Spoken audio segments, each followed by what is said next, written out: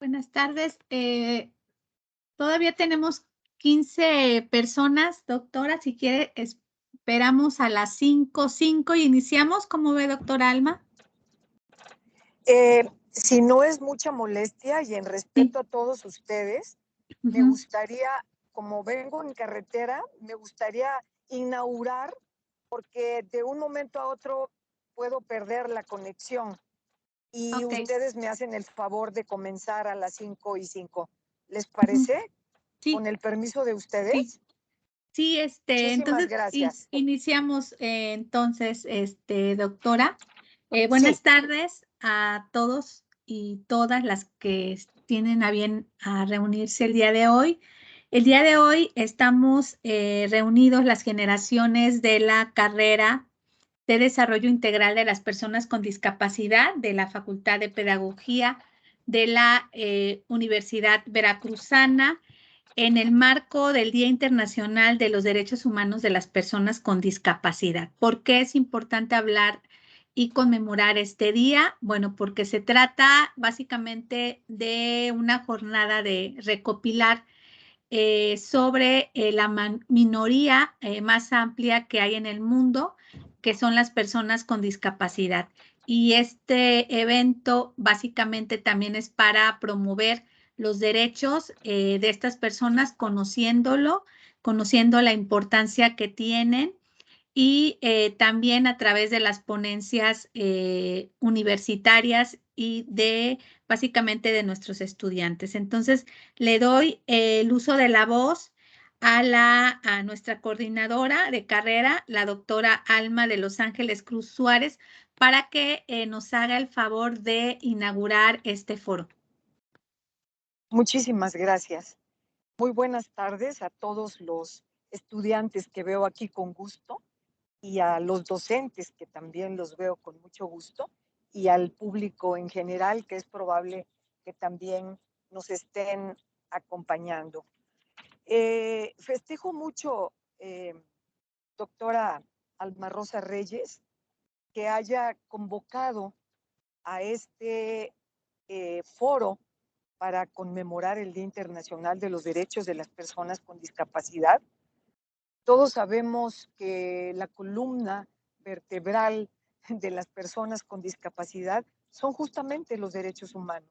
Incluso usted como docente de esta experiencia educativa, con todos los estudiantes de la primera y segunda generación, podrán darse cuenta de la importancia que tiene este tema. Entonces, ¿sí me escuchan? Sí, doctora, claro. Sí. La importancia más, se están conmemorando los 16 años de la Convención Internacional sobre los Derechos de las Personas con Discapacidad, que se firmó precisamente en Naciones Unidas en Nueva York en el 2006. Así que celebro, festejo esta iniciativa de parte de usted para convocar tanto a los estudiantes de la primera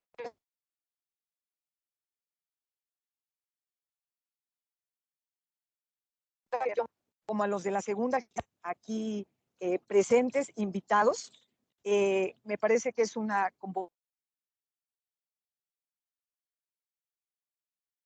y el hecho de que participen estudiantes de ambas generaciones, esto abona mucho a integrarse como grupo en la licenciatura.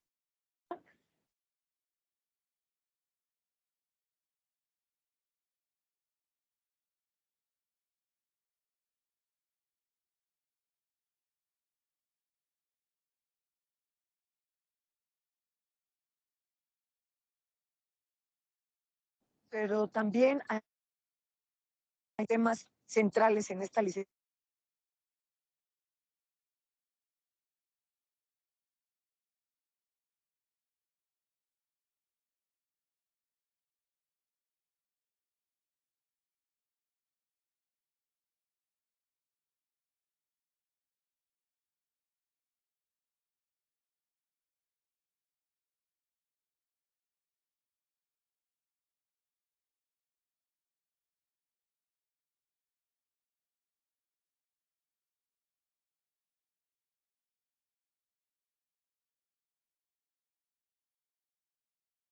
Vamos a esperar un poquito que se conecte la doctora Alma. Viene viajando y obviamente suele pasar este tipo de cuestiones con el Internet. Vamos a darle unos minutitos que pueda concluir y dar por inaugurado el foro de los derechos humanos de las personas con discapacidad.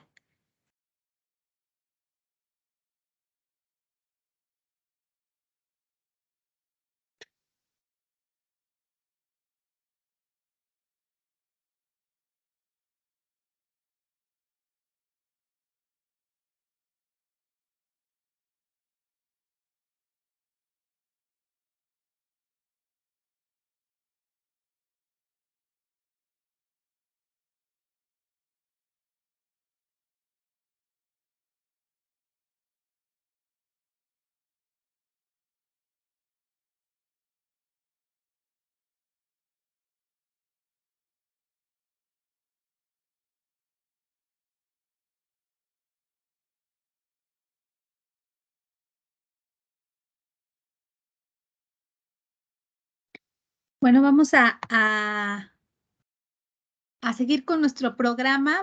Ojalá que se pudiera conectar nuestra coordinadora para concluir con la inauguración. Les doy las gracias a todos los docentes que se están conectando, a los alumnos de la primera y de la segunda generación, para llevar a cabo este foro. Bueno, para respetar también los tiempos, como decía la doctora Alma, vamos a dar inicio a las ponencias de nuestros estudiantes. Y bueno, quiero presentarles a nuestra primera ponente, que es María Fernanda González Anguiano, de la generación 2022. Y ella nos va a platicar de un tema muy importante que se llama ajustes razonables. Es un tema muy importante porque nosotros vimos que en materia de los derechos humanos de las personas con discapacidad hay varias obligaciones que el Estado mexicano tiene y una de esas es que esos derechos humanos tengan esa accesibilidad y también que tengan esa calidad. Entonces, María Fernanda, te doy el uso de la voz. Tienes 15 minutitos para poder disertar tu tema. Adelante. Maestra Alma Rosa, Ok, nada muchas más una gracias. interrupción, perdón, creo Sí, que se cortó. sí, Sí, dije que se sí. quedaba, quizá no, pero las dejo. Mucho éxito a todos. Un abrazo. Gracias, doctora. Adelante, Fernanda.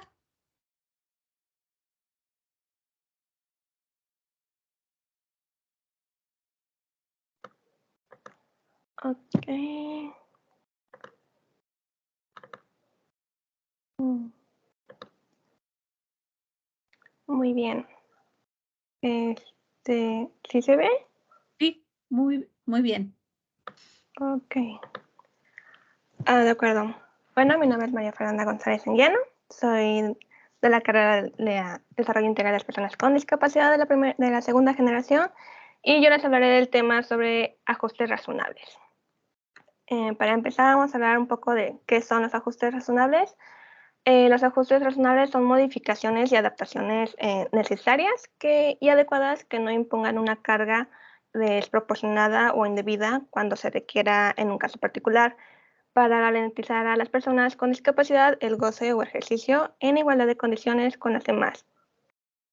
A esto me refiero a que un ejemplo, tal vez no sea muy común o sea muy común, puede ser la accesibilidad que tengan las banquetas en la calle. No todas están con el ajuste razonable para las personas con discapacidad. En este caso podría ser la discapacidad motriz, las personas con silla de ruedas o con andaderas no pueden pasar por las dificultades que presentan las banquetas. El siguiente paso son los antecedentes. La Convención sobre los Derechos de las Personas con Discapacidad fue aprobada el 13 de diciembre del 2006 por la Asamblea General de las Naciones Unidas. Esta produjo un gran cambio y revolucionario, fue que se cambió el paradigma con respecto al enfoque que existía con materia de discapacidad. Ya no era enfocado hacia uno que solamente recibía la persona la asistencia y se quedaba ahí, sino que se pasó hacia las barreras que existían para esas personas respecto a su discapacidad, ¿no? La accesibilidad y la inclusión que tenían las personas en la sociedad, las barreras que tienen en nuestra sociedad. Los ajustes razonables de acuerdo al cambio de paradigma. En esta, la Convención sobre los Derechos Humanos de las Personas con Discapacidad incorporó dos puntos, que en este caso fue el cambio del paradigma en materia de discapacidad, haciendo suya la evolución doctrinaria en ese sentido. Y la segunda fue la incorporación de un sistema innovador de resolución de problemas prácticos. Por último, bueno, penúltimo creo que es el origen de cómo surgió los ajustes razonables. Esta surgió en Estados Unidos y Canadá. Fue más enfocada el hecho de la religión. No fue ya tanto enfocado como ahorita lo conocemos, que es la discapacidad, sino era más enfocada a las injusticias que sufrían las personas por su religión. Se busca que la adecuación se realice de forma eficaz y práctica con el objeto de acomodarse a las situaciones, intentando alcanzar una igualdad material para el sujeto afectado. Se realizó también el límite que no signifique una carga desproporcionada, como yo lo venía mencionando, para que el ente debe efectuar la intervención, ¿no? Aplicando ciertos criterios para su determinación, entre los cuales se obtenga los costos, beneficios o de justicia y equidad. Y bueno, por último, ahora sí, es una frase de Knut Vujicic, que es: el miedo es la más grande capacidad de todas. Y las referencias, por si tienen dudas de dónde es. Y ya. Gracias, Fernanda. Nada más para hacerte una pregunta. ¿Por qué escogiste este tema? ¿Por qué crees que es relevante este tema? Desde el principio del semestre estuvimos viendo mucho sobre las dificultades que tenían las personas con discapacidad para integrarse y el acceso que tenían a los diferentes infraestructuras, ya sean escuelas, centros de salud o centros comerciales. Y me interesó mucho ese tema porque hablaba sobre el ajuste razonable que tenían que tener estas estructuras para las personas con discapacidad, lo cual hasta la actualidad no tienen, y creo que si las llegan a tener no son razonables y no son congruentes, ¿no? Por ejemplo, ahorita en Clavijero, yo sigo tocando el tema de las banquetas que pusieron un camino podotáctil en Clavijero, y no sé a quién se le haya ocurrido, quién lo diseñó, pero el camino podotáctil lo pusieron de tal forma que los postes de luz están atravesados en el camino podotáctil. Entonces, eso no es un ajuste razonable ni un diseño universal, ¿no? Para las personas. Entonces, por eso me interesó ese tema.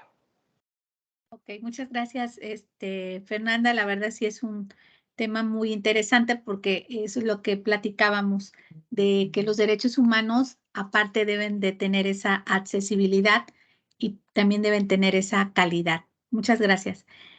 A continuación, le toca el turno al estudiante Enrique Cerón Guevara de la generación 2022, y él nos va a platicar sobre los avances en materia de inclusión educativa para las personas con discapacidad. Adelante, Enrique.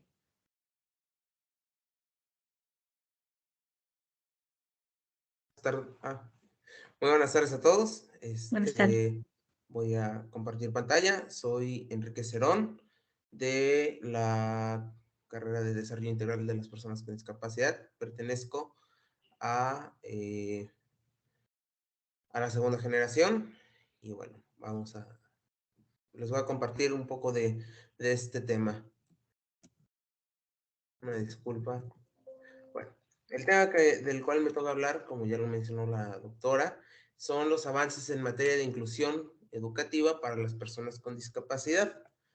Y bueno, para empezar con esto, es muy importante describir a la discapacidad, y esta vez me permití tomar la definición que da la Ley General para la Inclusión de las Personas con Discapacidad, la cual es que define a la discapacidad como alguna razón congénita, ya sea adquirida o congénita, una disculpa, en las que se presenta alguna o más diferencias de carácter físico, sensorial, intelectual o mental.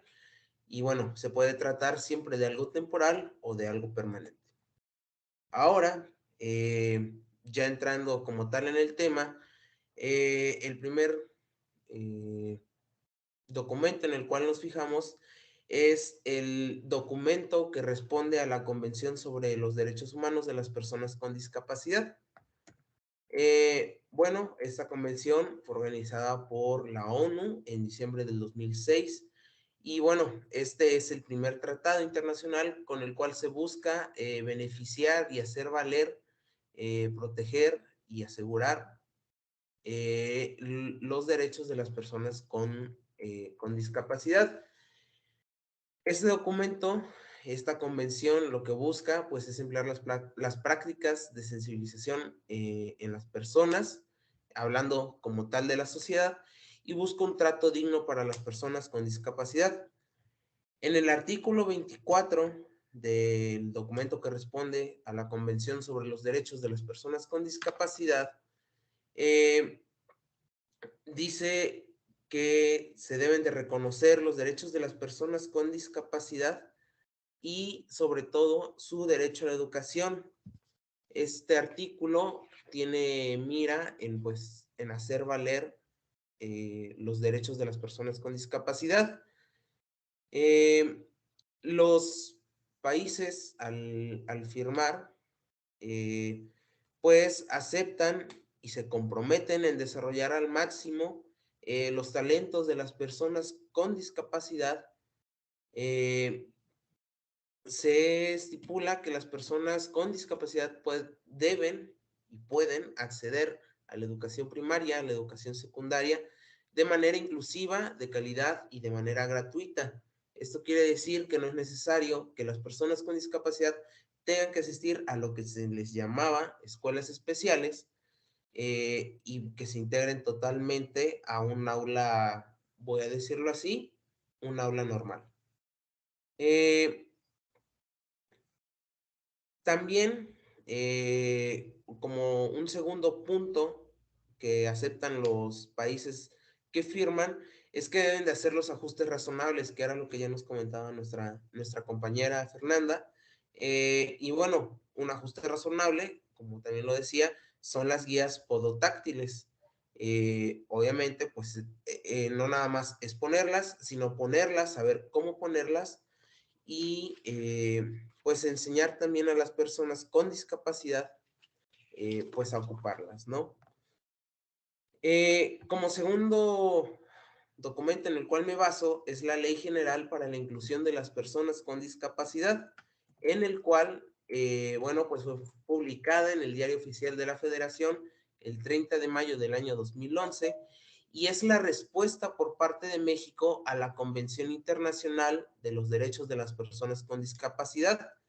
En su momento, en el 2006, cuando se publica todo esto de la Convención Internacional de los Derechos de las Personas con Discapacidad, México firma junto con otros 80 países.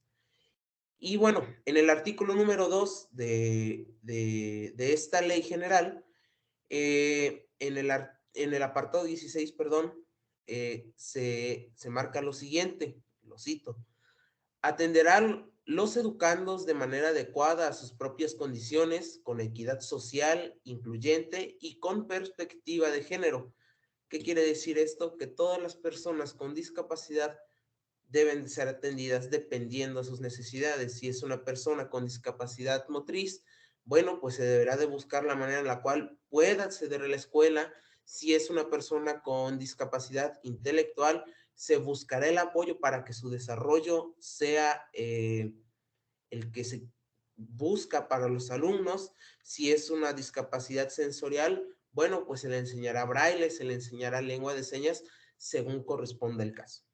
Y bueno, en el siguiente apartado, en el mismo artículo, apartado 17, se habla de la educación inclusiva, la cual se define como la integración de las personas con discapacidad a los planteles de educación básica regular.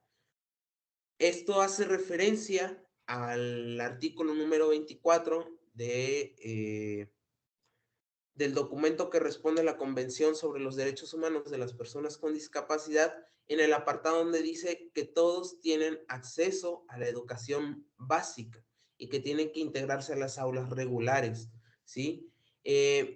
Sigo, una disculpa, utilizando métodos, técnicas y materiales necesarios para su desarrollo.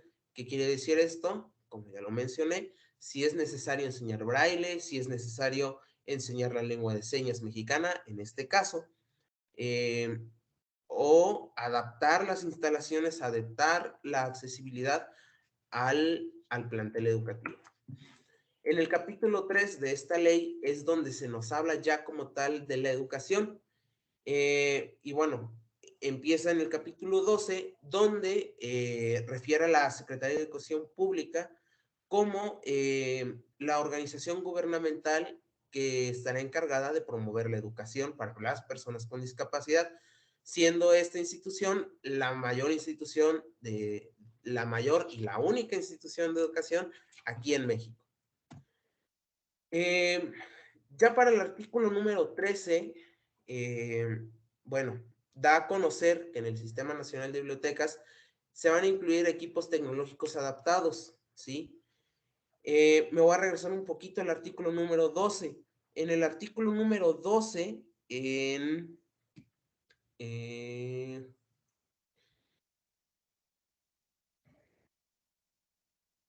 el apartado número 6 dice lo siguiente, y cito, proporcionar a los estudiantes con discapacidad materiales y ayudas técnicas que apoyen su rendimiento académico, procurando equipar los planteles y centros educativos con libros en braille, materiales didácticos, apoyo de intérpretes de lengua de señas o especialistas en sistema braille, equipos computarizados con tecnología para personas ciegas y todos aquellos apoyos que se identifiquen como necesarios para brindar una educación de calidad.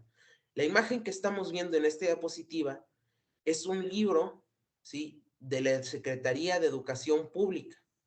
Es un libro en braille, es un libro en adaptación braille de segundo año de telesecundaria. Esa imagen que estamos viendo es de un libro de telesecundaria. Eso quiere decir que no nada más está en palabras en la ley, sino que también la misma Secretaría de Educación ha ido implementando los libros adaptados al braille. Para el artículo número 14, reconoce los modos, medios y formatos de comunicación que escojan las personas con discapacidad. En este caso, pues podemos hablar del braille y de la lengua de señas. Y en el artículo 15 se hace referencia a la educación especial, ¿sí?, donde se pide que se responda a las necesidades de las personas con discapacidad según lo requieran. Ya asimismo lo hemos visto en el documento de la Convención Internacional y en la misma Ley General para la Inclusión de las Personas con Discapacidad. Y en el tercer y último documento en el cual me voy a fijar es en el documento de la Ley General de Educación. En el capítulo número 8 se nos habla de la educación inclusiva, ¿sí? En la Ley General para la Inclusión de Personas con Discapacidad se nos habla que de igual manera la Ley General de Educación debe de dar los reglamentos para seguir y hacer valer la educación de las personas con discapacidad. Y bueno, en el artículo 62, apartado 5, se da a conocer lo siguiente: realizar los ajustes razonables en función de las necesidades de las personas y otorgar los apoyos necesarios para facilitar su formación. Como ya lo he mencionado, hacer los ajustes razonables es pues buscar la manera en la cual las personas con discapacidad puedan tener un acceso a la información, ¿sí? No nada más con el braille, la lengua de señas, sino también personas que estén capacitadas para atender a las personas con discapacidad dentro de los planteles educativos, tanto como fuera y dentro. Y bueno, otros artículos muy importantes para mencionar es el artículo 63, donde se dice que se proporcionará a las personas con discapacidad la posibilidad de aprender y desarrollar sus habilidades para un desarrollo y en un futuro la inclusión laboral. Eso de la inclusión laboral ya es otro tema, pero lo que se busca es que las personas con discapacidad puedan tener acceso a, pues igual en algún futuro, a un trabajo digno y se les pague lo debido. El artículo 64 nos habla sobre prestar la educación en las condiciones necesarias, ¿sí? Ofrecer los formatos accesibles para la educación. En este caso, doy un rápido ejemplo, el libro en braille. Y bueno, garantizar la formación de todo el personal docente para que los alumnos puedan tener una educación digna, una educación acorde a sus necesidades. Obviamente deben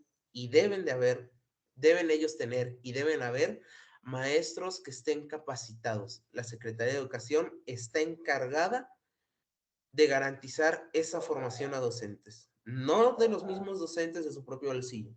La Secretaría está obligada a garantizar la formación de sus docentes para que ellos puedan apoyar a las personas con discapacidad.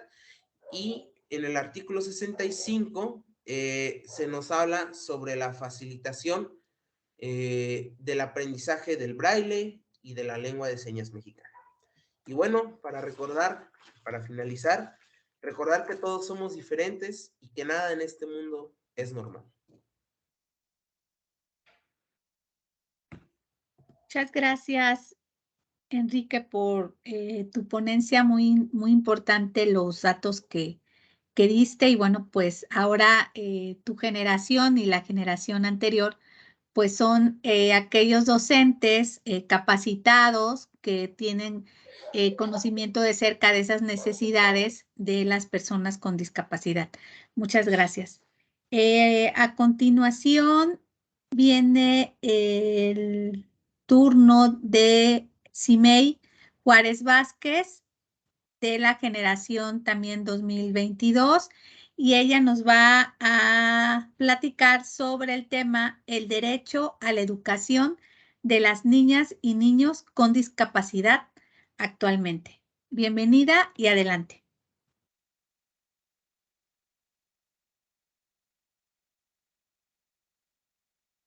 Sinaí, tu audio.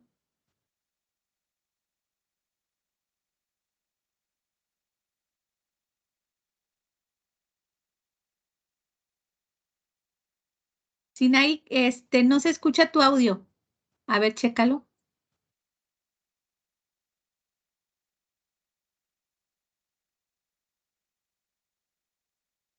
No, todavía no lo escuchamos.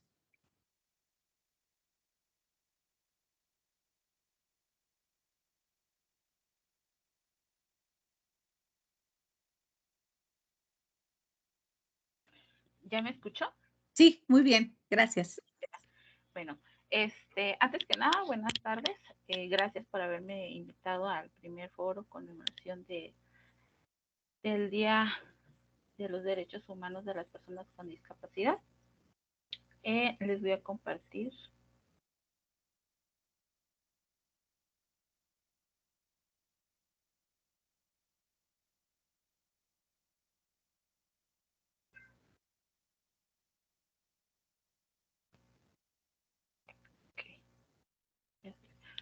Bueno, el tema es el derecho a la educación de los niños y niñas con discapacidad.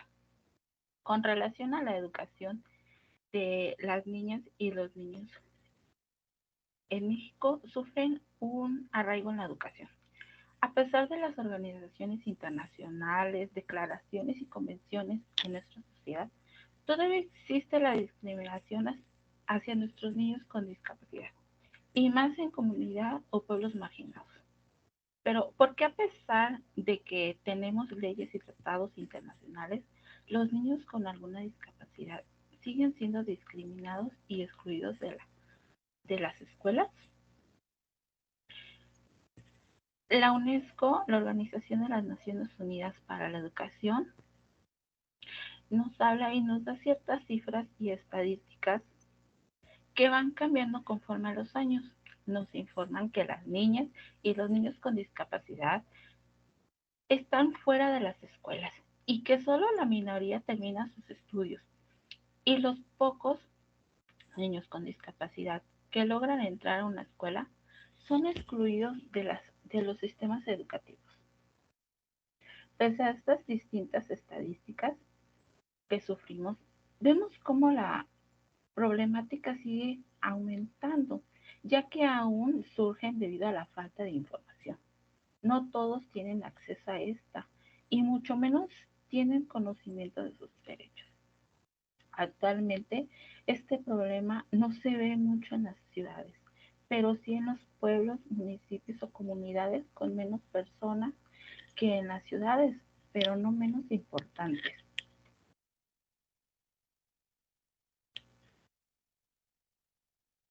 Y empecemos con un cambio en el desarrollo de la integración, que ha producido una evaluación conceptual y se tiende a abandonar el término de integración y sustituirlo por el de inclusión. Esto surge tras evaluar como deficiente y mejorar la experiencia de la integración escolar. Asumimos la importancia del cambio terminológico de integración a inclusión, no solo como una cuestión semántica, sino como un cambio conceptual que ofrece mayor claridad y además redimensiona el significado de esta política en la práctica. La educación inclusiva constituye un enfoque educativo basado en la valoración de la diversidad como elemento enriquecedor del proceso de enseñanza y aprendizaje, y en consecuencia favorecedor del desarrollo humano. El concepto de educación inclusiva es más amplio del de integración y parte de un supuesto distinto, porque está relacionado con la naturaleza misma de la educación regular y de la escuela común. La educación inclusiva implica que todos los niños y niñas de una determinada comunidad aprendan juntos, independientemente de sus condiciones personales, sociales y culturales, incluso aquellos que presentan una discapacidad. La inclusión nos enfoca más en una escuela que no exige requisitos de entrada ni mecanismos de selección o discapacidad de ningún tipo. Para hacer realmente efectivos los derechos a la educación, a la igualdad de oportunidades y a la participación. En la educación, en las escuelas inclusivas, todos los alumnos se benefician de una enseñanza adaptada a sus necesidades, no solo los que presentan necesidades educativas especiales. Sin embargo, debemos inmiscuir al sector gobierno, ya que es parte importante para poder contar con utensilios, mobiliarios y equipos de profesionales que puedan cubrir el acompañamiento de nuestros niños y niñas con discapacidad. Una práctica más moldeable o adaptable a cualquier otro niño, puesto que si esto se impulsara a todas las escuelas de gobierno, los familiares no tendrían que buscar centros especiales para cada uno de ellos. Los números de lugares y de educación dado sería igual para cualquier otro niño. En las comunidades con menos población todavía podemos notar esta diferencia de conocimiento contextual, ya que todavía hay algunos padres de familia de los niños en las que piensan que la educación no es para ellos. Piensan que la discapacidad fue algún castigo divino o al contrario, ¿no? Un regalo de Dios que puede hacer una diferencia, pero no siempre pasa así. En los pueblos podemos notar que aún recibe falta esa inclusión porque no se cuenta con mobiliario, con acceso para poder aceptar a estos niños con discapacidad. El sector gobierno muchas veces no cumple esta función que debería de hacer y que debería de proporcionar. Pero sabemos que también no es algo imposible, que podemos lograr e incentivar para hacer posible esto. La discriminación que sufren los niños con discapacidad todavía es muy grande. Necesitamos más cambios sociales, necesitamos construir, analizar e identificar dónde se encuentra realmente el problema para así tratar de combatirlo. Es necesario la sensibilización de las convenciones más integrales, dejando de lado la marginación y el rezago entre los niños. Quitemos esas etiquetas de ser un niño especial.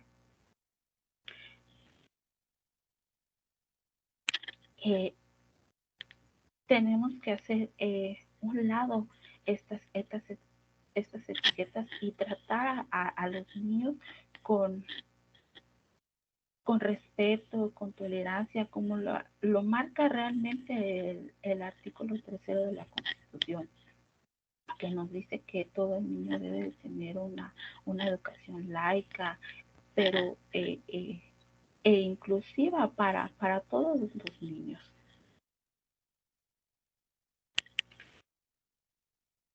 En conclusión, el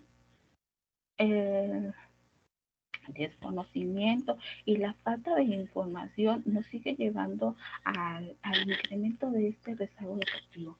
Para los niños con discapacidad, tener en cuenta esta información, trabajar en sensibilizar, en aprender, e informar y hacer la participación de alumnos y alumnas con discapacidad en la vida escolar, con mayor atención a aquellos más vulnerables.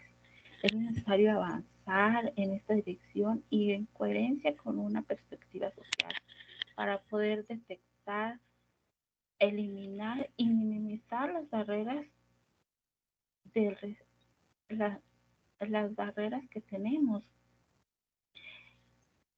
No obstante, es necesario que conozcamos estas leyes, que exijamos los derechos a la educación para nuestros niños y niñas con discapacidad.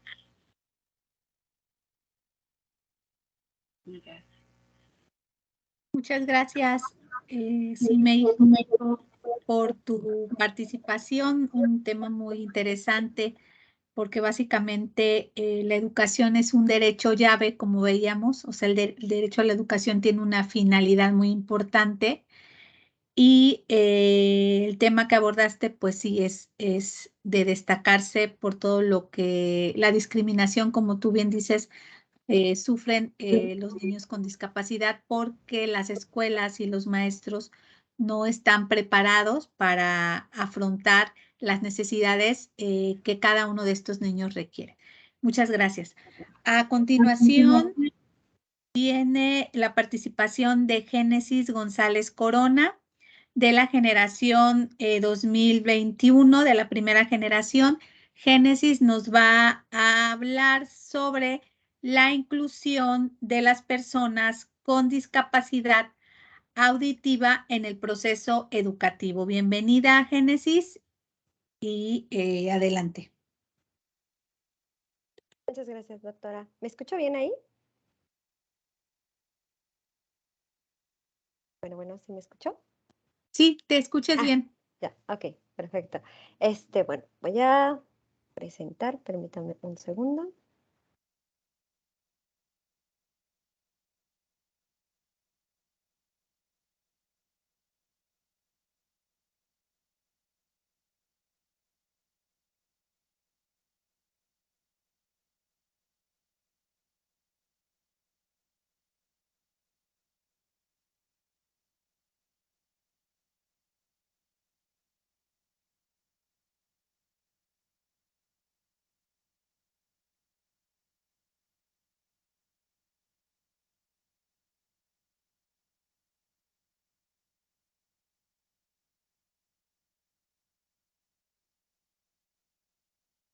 Ok, no sé si me veo, porque yo no me veo. Sí, Génesis, se Permítame. escucha, ahí te ves y se ve tu presentación. Ok, Ahí perfecto. se ve, Es que sí. nunca he presentado en Teams y no sé bien cómo se maneja esto, pero espérenme un segundo en lo que acomodo, porque como que me da varias opciones de vista. Entonces,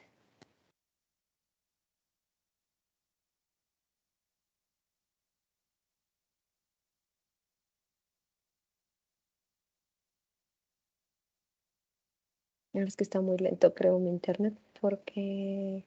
Ok, bueno, pues voy a empezar. Eh, Bien, pues como ya mencionó la doctora, yo soy Génesis González Corona, soy estudiante de la licenciatura en Desarrollo Integral de las Personas con Discapacidad del tercer semestre que corresponde a la generación 2021. Bueno, mi tema es la inclusión de las personas con discapacidad auditiva precisamente en el proceso educativo, que ya varios de mis compañeros han estado hablando precisamente de este proceso educativo. Bien, entonces, en primera instancia me gustaría empezar un poco con cómo ha sido la evolución de la educación en México, específicamente hablando ya de personas con discapacidad auditiva. ¿Cómo ha sido la educación? Bueno, en un principio, hace tal vez 50 años, un poco más, la idea principal era oralizar a las personas con discapacidad auditiva, es decir, se les enseñaba a leer los labios y a hablar y tenían que tener terapias de oralización. Esta idea también surge mucho de lo que son el perfil médico, y entonces se les decía que tenían que aprender a hablar, porque incluso había médicos que decían que si no los hacían hablar, pues se iban a volver flojos, ¿no? Y entonces tenían que aprender a hablar, y para ellos ni siquiera figuraba lo que era la lengua de señas, algunos ni siquiera conocían que existía, a la fecha hay muchos que ni siquiera conocen que existe, y entonces, bueno, empezó a evolucionar la forma en cómo se empezó a educar a las personas con discapacidad auditiva hasta tener lo que tenemos hoy en día, que es un enfoque de derechos humanos, en el cual lo que se pretende es que las personas con discapacidad auditiva aprendan en lengua de señas mexicana, que esta es su lengua materna y es su lengua natural. Entonces, estos enfoques, este enfoque ha cambiado, que es ahora el que tenemos presente. Ahora, un poco hablando sobre historia ya de lo que es el uso de la lengua de señas, tenemos que en 1867, bueno, esto ya es a nivel nacional, en 1867 se crea la Escuela Nacional para Sordomudos. En ese entonces el término se utilizaba así, sordomudo, todavía no se hacía una distinción entre lo que ahora se hace, que es sordomudo y sordo, pero en ese entonces así era. Y son dos personas principales los que fundan esta escuela, en ese entonces el presidente Benito Juárez y Eduardo Huet. Eduardo Huet bueno, era una persona que sabía lengua de señas francesa, y él viene a capacitar aquí a los maestros. De hecho, por eso la lengua de señas mexicana tiene muchos orígenes en lo que es la lengua de señas francesa, porque surge de esta línea.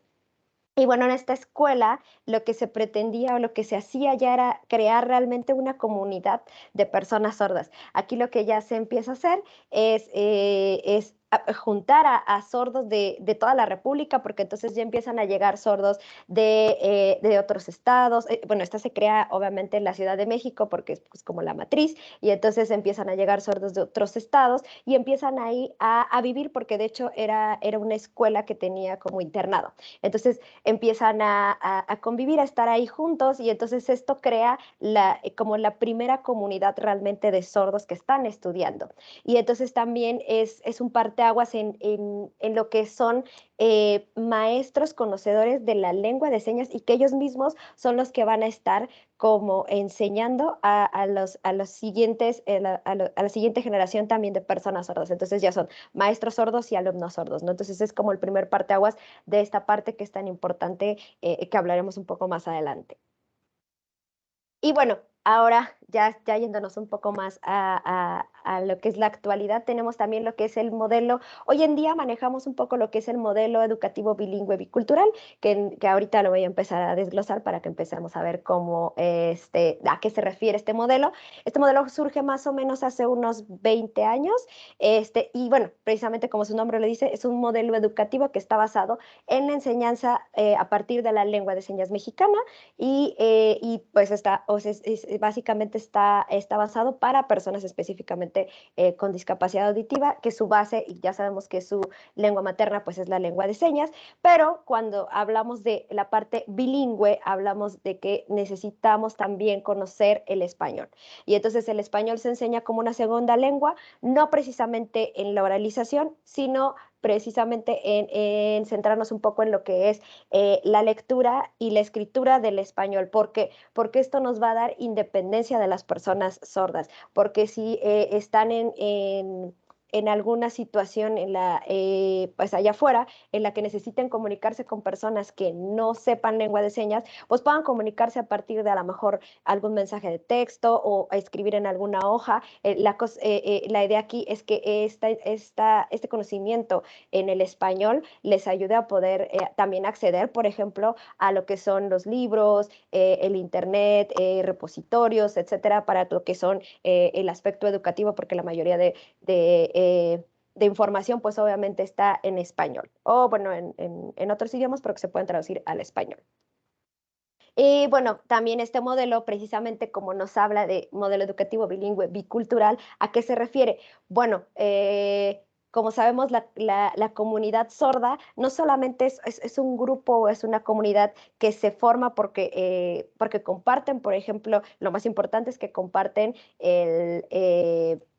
la situación de que tienen una discapacidad auditiva. En este caso, no solamente, y en la comunidad no solamente entran las personas con discapacidad auditiva, en la comunidad también entran familiares, entran amigos, entran los intérpretes, entran personas que sepan hablar lengua de señas. Entonces, no solamente es esta parte de la comunidad o de las personas, sino también hablamos que es una cultura distinta, ¿no? Se crea una cultura a partir de toda esta socialización, y entonces por eso se habla de bicultural, porque se maneja la idea de que tenemos dos culturas interactuando al mismo tiempo, es decir, la cultura oyente y la cultura sorda, y tienen que conjuntarse, y este modelo educativo habla de cómo estas dos tienen que mezclarse y pueden trabajar muy bien.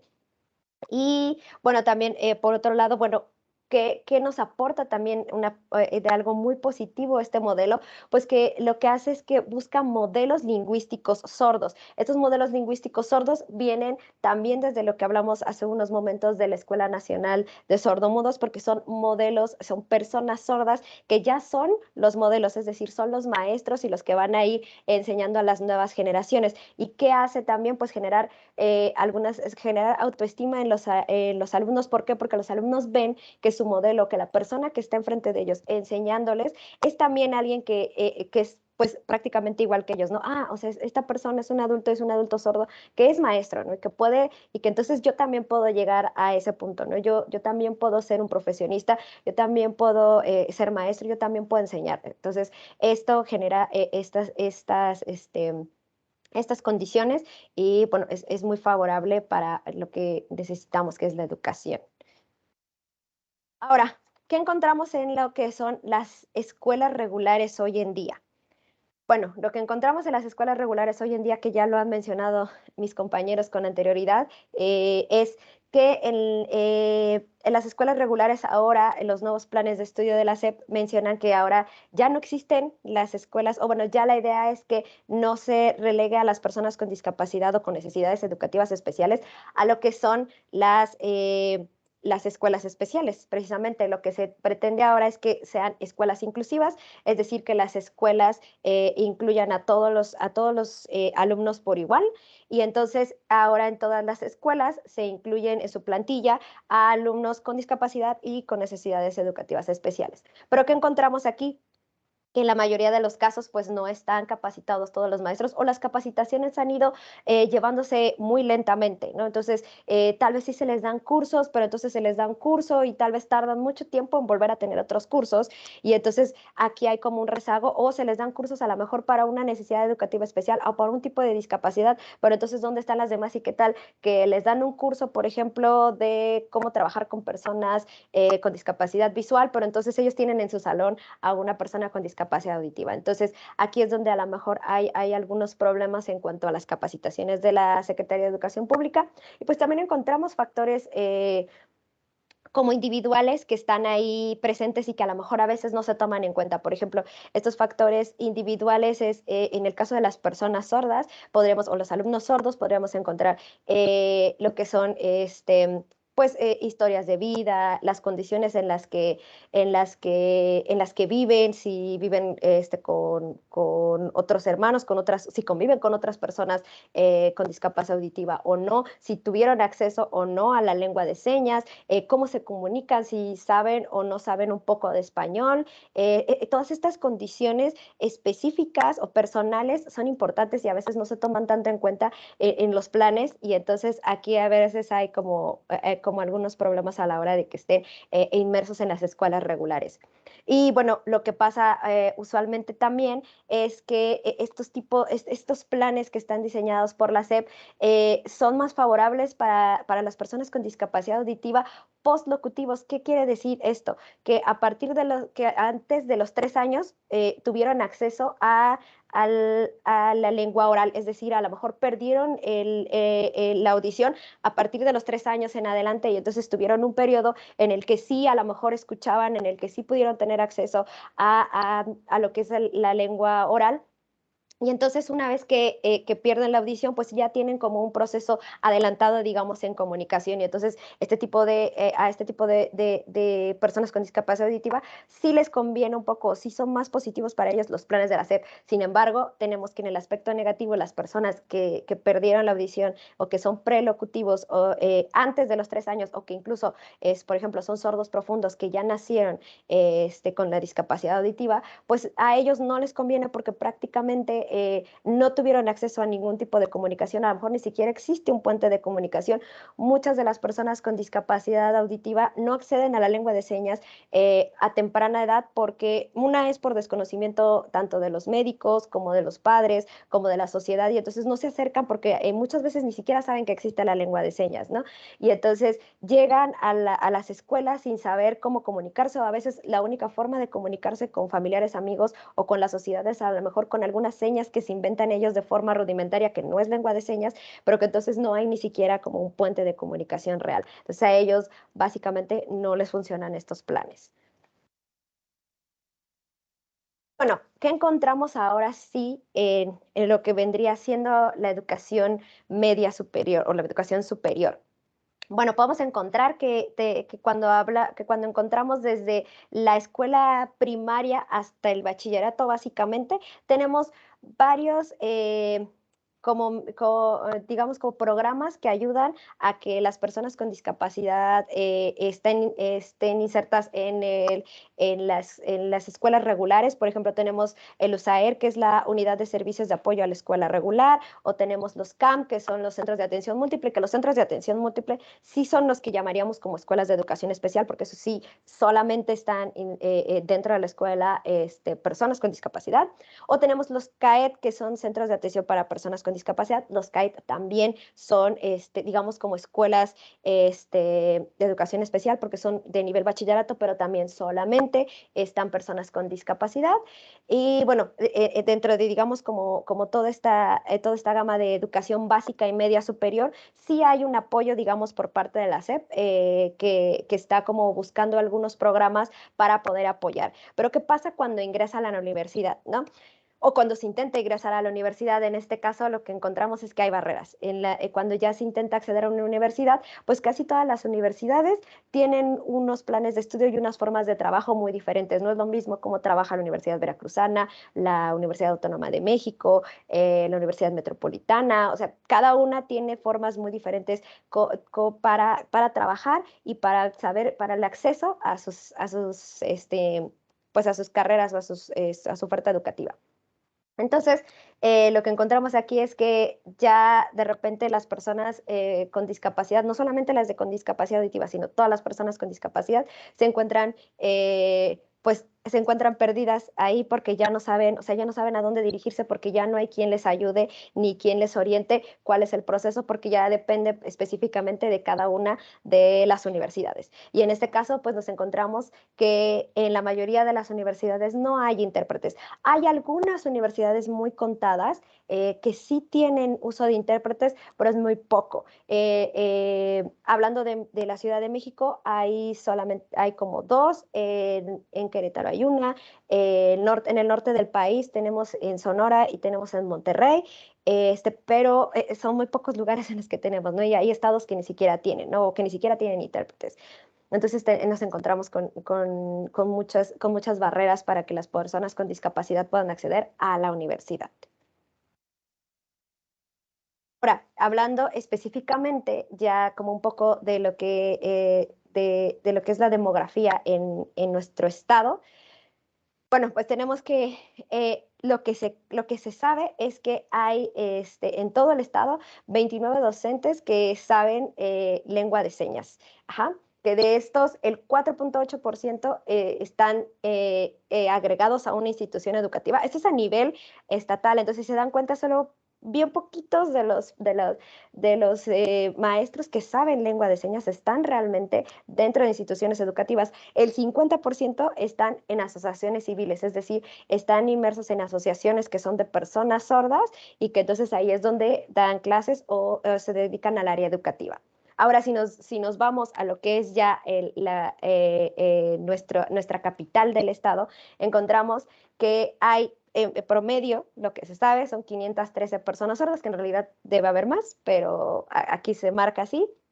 Y aquí está concentrada una gran mayoría, porque si sabemos que 29 hay en el estado, pues 17 están en la capital, ¿no? Sabemos que muchas cosas están centralizadas y bueno, aquí hay 17, pero aún así 17 docentes que sepan lengua de señas no alcanza para 513 personas, ¿no? Sordas que están, digamos, en la educación o dentro de el área de la educación, lo que están cursando desde primaria hasta universidad. O eso es lo que se tienen de datos demográficos.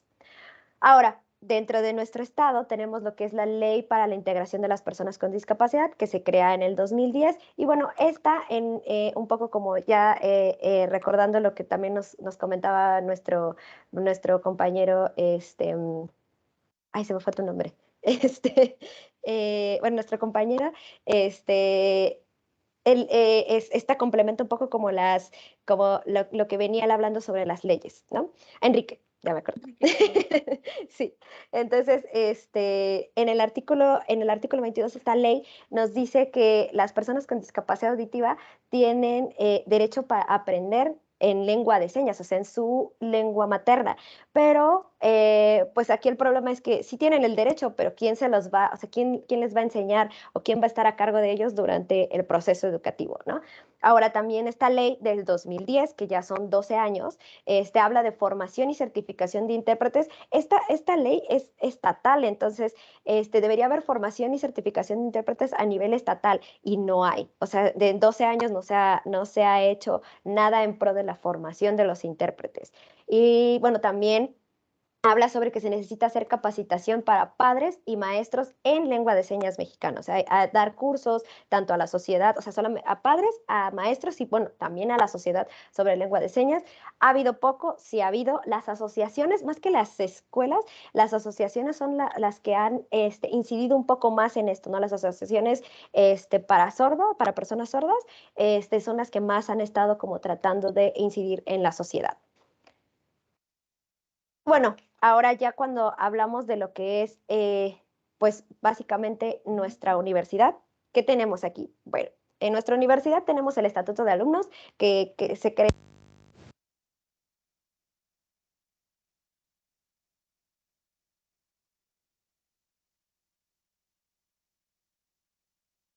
y apoyos académicos y también a material educativo. Ajá, eso es el Estatuto de Alumnos. Y nos dice que la atención tiene que estar. Ahora, la atención, ¿quién la da? Porque, por ejemplo, si llega una persona con discapacidad auditiva, no tenemos en la universidad, o hasta donde yo sé, no tengo conocimiento de que haya un intérprete en la universidad que pueda ayudar en la atención. Entonces, ahí se está fallando un poco, ¿no?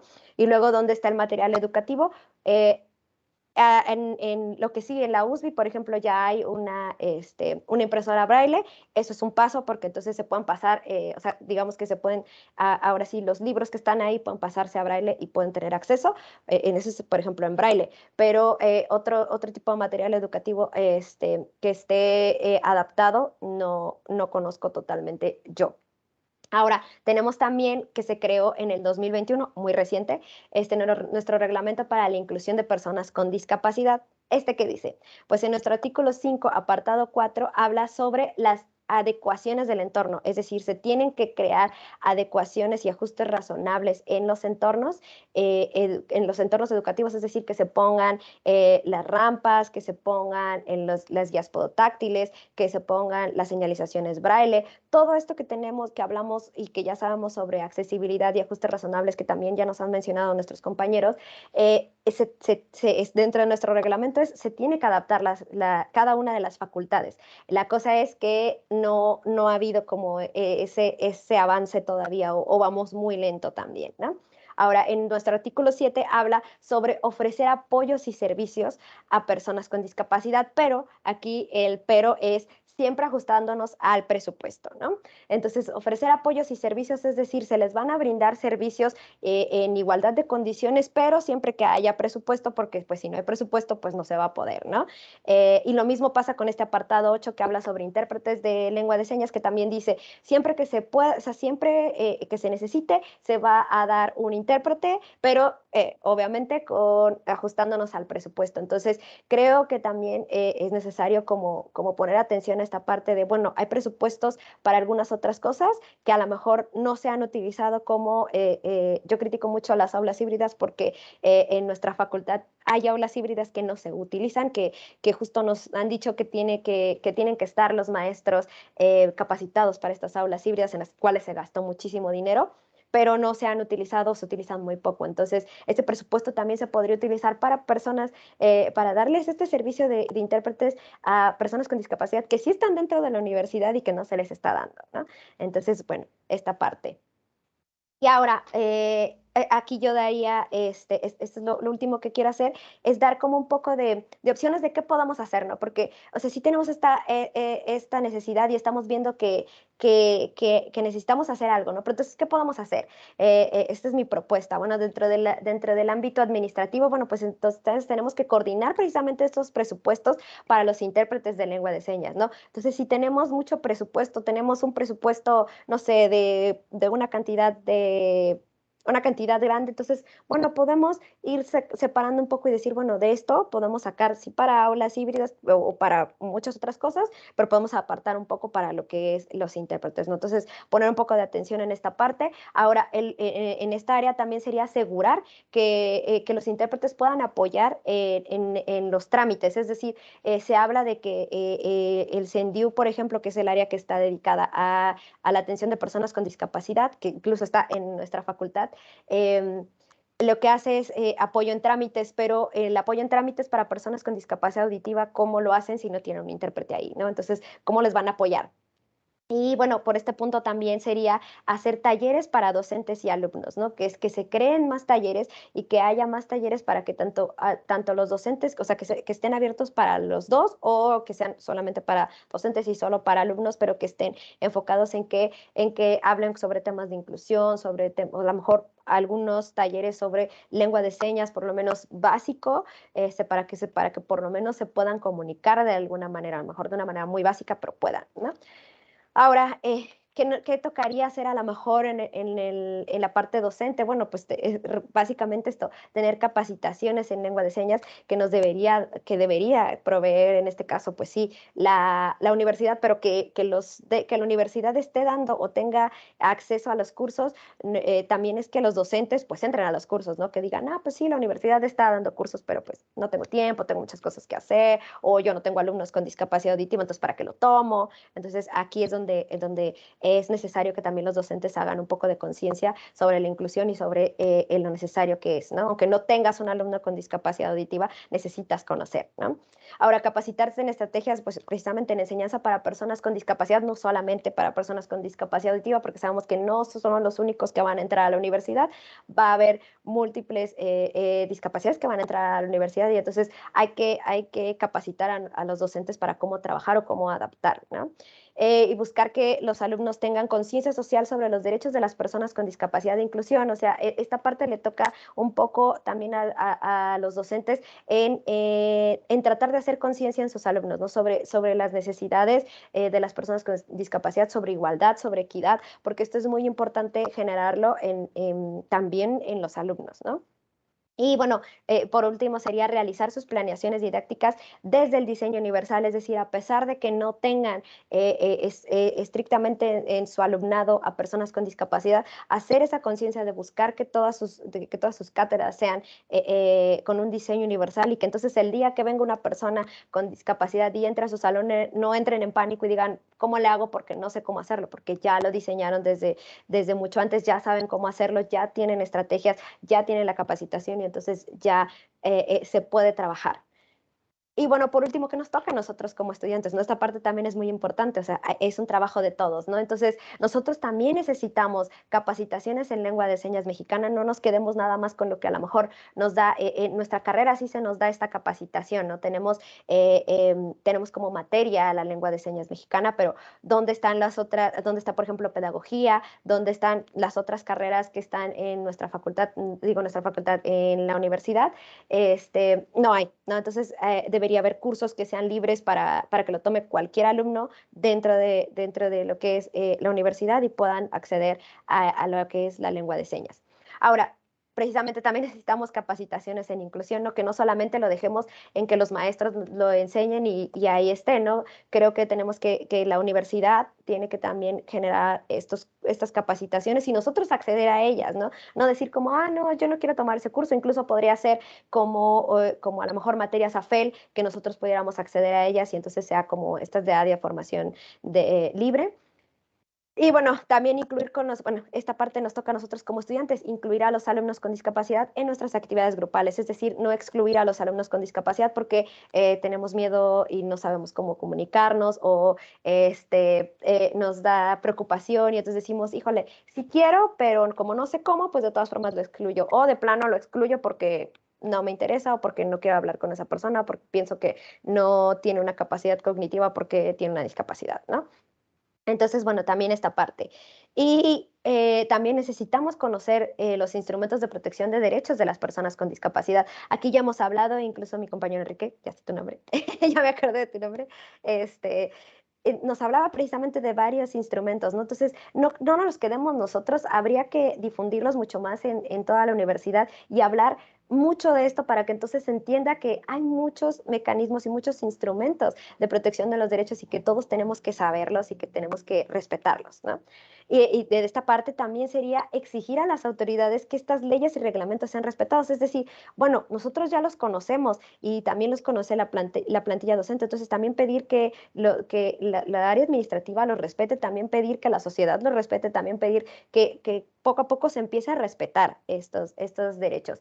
Y bueno, por último sería como preguntarle, o sea, esta parte es súper importante porque entonces es preguntarle a sus compañeros con discapacidad cuáles son sus necesidades. A mí yo puedo tener toda la parte como teórica de cómo acercarme a una persona con discapacidad, cómo trabajar con ellos, cómo convivir con ellos, pero lo más importante es esa parte subjetiva, o sea, cómo voy y le digo, no voy a decir voy a ir a hablar con la persona sorda, voy a ir a hablar con fulanito o con fulanita y le voy a decir, necesitas algo, ¿qué necesitas? ¿Qué tal que esa persona está oralizada o no está oralizada? O sea, ¿qué necesidades tiene? ¿Qué necesidades tiene específicamente esa persona? Y a partir de ahí, pues empezar a trabajar con cada uno de así como se trabaja con todos los alumnos y sus formas de aprendizaje, lo mismo tiene que ser aquí, pero preguntar, ¿no? ¿Qué necesitas?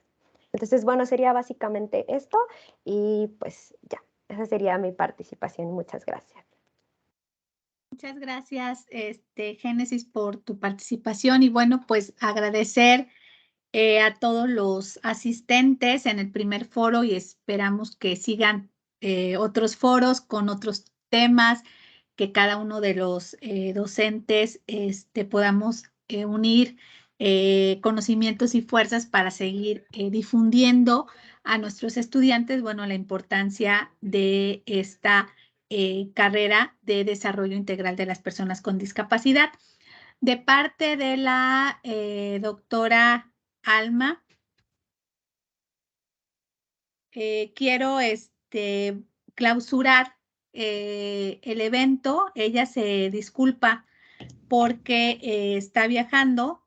Entonces, doy por concluido nuestro evento del primer foro en conmemoración del Día Internacional de los Derechos Humanos de las Personas con Discapacidad, agradeciendo a María Fernanda González Anguiano, Enrique Cerón Guevara, Simei Juárez Vázquez y Génesis González Corona por sus excelentes participaciones, muy importantes los temas que nos dieron. Bueno, a continuación, la maestra Lena, maestra de la carrera de desarrollo integral, va a hacer unos comentarios breves en relación a las ponencias que nuestros estudiantes tuvieron a bien y posteriormente daremos por concluido el evento. Sin antes pedirles que antes de que clausuremos, por favor, prendan sus cámaras para tomar una captura de pantalla para que quede como evidencia de esta actividad. Adelante, maestra Elena. Hola, buenas tardes a todos y todos. Bueno, pues realmente mi intervención es muy pequeñita, solo para tratar aquí de como precisar, referir de manera muy concreta algunos puntos que podemos destacar de las distintas intervenciones que hicieron ustedes. Empezamos con el tema de los ajustes razonables, que es muy importante tener claro, ¿verdad?, qué son. Y bueno, la intervención al respecto destacó a partir de lo dispuesto en la Ley General para la Inclusión de Personas con Discapacidad, lo que se entiende por tal término y bueno, pasando por algunos antecedentes que sin duda pues nos ayudan todavía más a la comprensión de este término.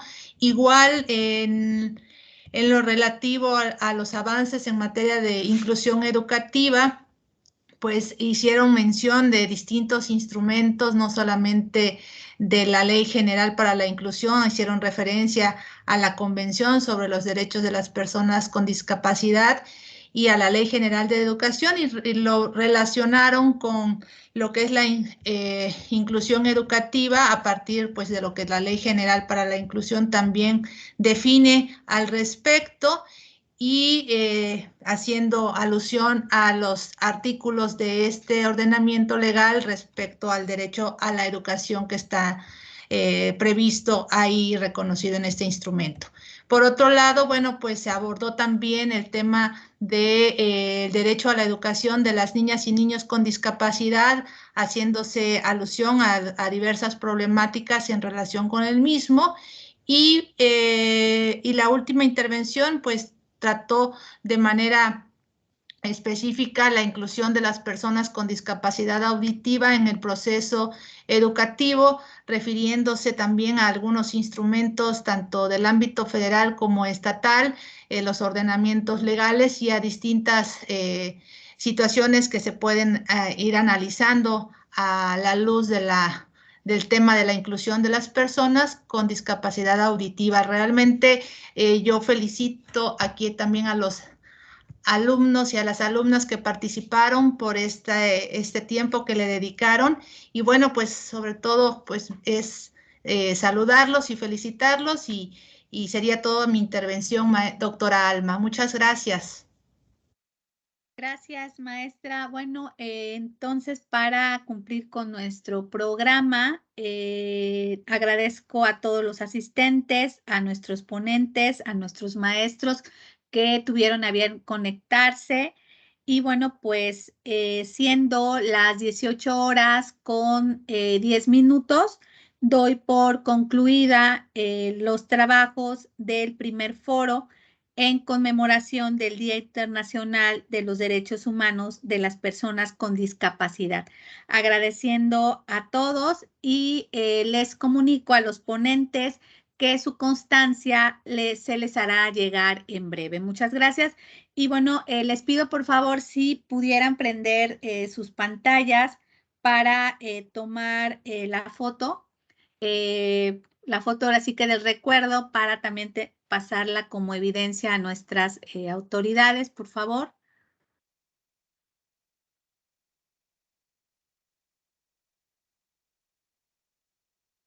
Creo que todavía por ahí nos van faltando algunos. Vamos a esperar que se puedan conectar los demás. Gracias. Vamos a esperar. Por ahí nos faltan otros poquitos.